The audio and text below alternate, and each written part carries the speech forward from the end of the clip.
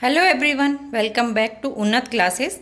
आज की इस वीडियो में हम डीटेड प्लस बी के जो जर्नल पेपर में जीके जीएस का पोर्शन आता है, चाहे टीजीटी हो चाहे पीजीटी, उसमें 20 क्वेश्चन जीके जीएस से आते हैं। तो उनके कुछ क्वेश्चंस हम डिस्कस कर चुके थे पिछले वीडियोज़ में। आज की वीडियो में हम ऐसे ही कुछ इंपॉर्टेंट क्वेश्चंस को और देखने वाले हैं।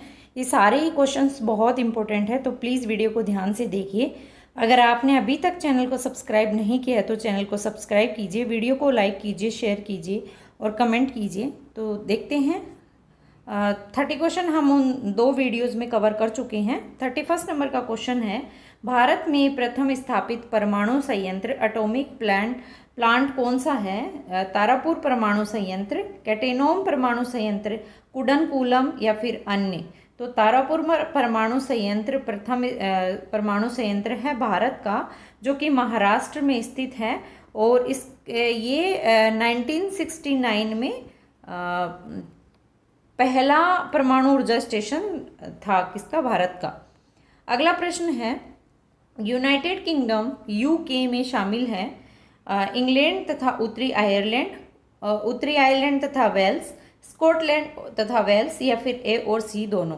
तो इसका आंसर होगा ए और सी दोनों। इंग्लैंड भी है यूनाइटेड किंगडम में शामिल, उत्तरी आयरलैंड, स्कॉटलैंड और वेल्स, ये चारों ही देश इसमें शामिल हैं। अगला प्रश्न है, आगरा शहर को किसने बसाया था? सिकंदर लोदी ने, अकबर ने, बहलोल लोदी ने या शाहजहां ने? तो आगरा शहर को बसाया था सिकंदर लोदी ने। 1504 ईस्वी में सिकंदर लोदी के द्वारा आगरा शहर को बसाया गया था। अगला प्रश्न है, राष्ट्रीय प्रतीक के निचले भाग में उत्कीर्ण शब्द सत्यमेव जयते किस संदर्भ के लिए कहाँ से ये लिया गया है? पुराणों से, जातक से, मुंडको उपनिषद से या महाभारत से? तो सत्यमेव जयते मुंडको उपनिषद से लिया गया है।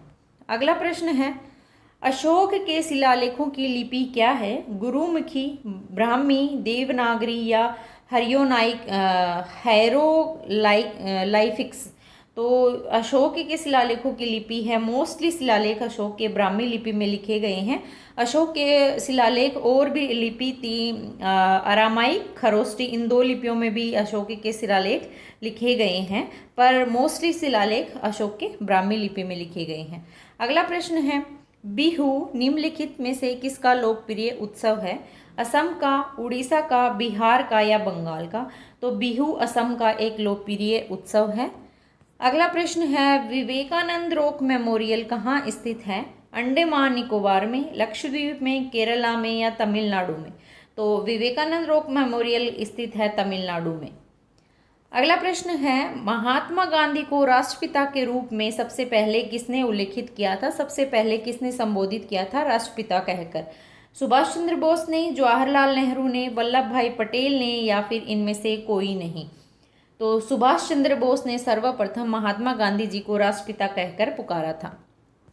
अगला प्रश्न है, प्रथम गोलमेज सम्मेलन कहाँ हुआ था? न्यू दिल्ली में, लंदन में, बॉम्बे में या इनमें से कोई नहीं? तो फर्स्ट गोलमेज सम्मेलन हुआ था लंदन में। Option number B is the right answer. अगला प्रश्न है, देश का लौह पुरुष किसे कहा जाता है? आयरन मैन किसे कहते हैं?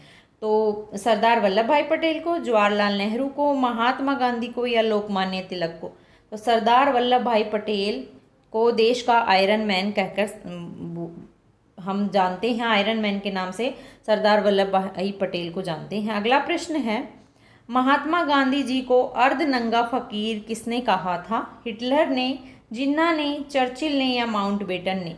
तो चर्चिल ने महात्मा गांधी को अर्धनंगा फकीर कहकर पुकारा था। अगला प्रश्न है, महात्मा गांधी निम्नलिखित में से किससे सबसे ज़्यादा प्रभावित थे? बेर्नार्ड शॉ से, लियो टॉल्स्टॉय से, कार्ल मार्क्स से या इनमें से कोई नहीं? तो महात्मा गांधी लियो टॉल्स्टॉय के विचारों से काफ़ी प्रभावित थे। अगला प्रश्न है, महात्मा गांधी का जन्म हुआ था 1859 में, 1869 में, 1879 या 1889? तो महात्मा गांधी जी का जन्म हुआ था 2 अक्टूबर 1869 को महात्मा गांधी जी का जन्म हुआ था पोरबंदर के गुजरात जिले में। अगला प्रश्न है, पंजाब केसरी के नाम से विख्यात थे रजनीत सिंह, गुरु गोविंद सिंह, गुरु नानक या लाला लाजपत राय? तो पंजाब केसरी के नाम से विख्यात हैं लाला लाजपत राय। अगला प्रश्न है, निम्नलिखित में से कौन सी गंगा की सहायक नदी नहीं है? स्वर्ण रेखा, सोन, गंडक या कोसी? तो ये तीनों ही गंगा की सहायक नदी हैं, सोन, गंडक और कोसी। स्वर्ण रेखा गंगा की सहायक नदी नहीं है। अगला प्रश्न है, निम्नलिखित में से किसका जन्म डॉक्टर दिवस के रूप में मनाया जाता है? Doctor Vidhan Chandra Roy, doctor Zakir Hussain, doctor S Radhakrishnan या इनमें से कोई नहीं? तो डॉक्टर्स डे के जन्म दिवस किसके रूप में, डॉक्टर्स डे किसके जन्म दिवस के रूप में हम मनाते हैं? तो डॉक्टर विधान चंद्र रॉय के जन्म दिवस पर डॉक्टर्स डे मनाते हैं। अगला प्रश्न है, किस महापुरुष की जयंती राष्ट्रीय युवा दिवस के रूप में मनाया जाता है? महात्मा गांधी, सरदार भगत सिंह, चंद्रशेखर आज़ाद या स्वामी विवेकानंद? तो स्वामी विवेकानंद जी के जन्मदिन पर हम युवा दिवस मनाते हैं। अगला प्रश्न है, किस भारतीय हॉकी खिलाड़ी का जन्म दिवस राष्ट्रीय खेल दिवस के रूप में मनाया जाता है? रूप सिंह, जयपाल, मेजर ध्यानचंद या इनमें से कोई नहीं? तो मेजर ध्यानचंद के जन्मदिन के उपलक्ष्य में हम राष्ट्रीय खेल दिवस मनाते हैं। अगला प्रश्न है, विश्व में डाकघरों का सबसे बड़ा जाल किस देश में पाया जाता है? चीन में, संयुक्त राज्य अमेरिका में, भारत में या इंडोनेशिया में? तो भारत में डाकघरों का सबसे ज़्यादा जाल मतलब सबसे ज़्यादा डाकघर भारत देश में ही है।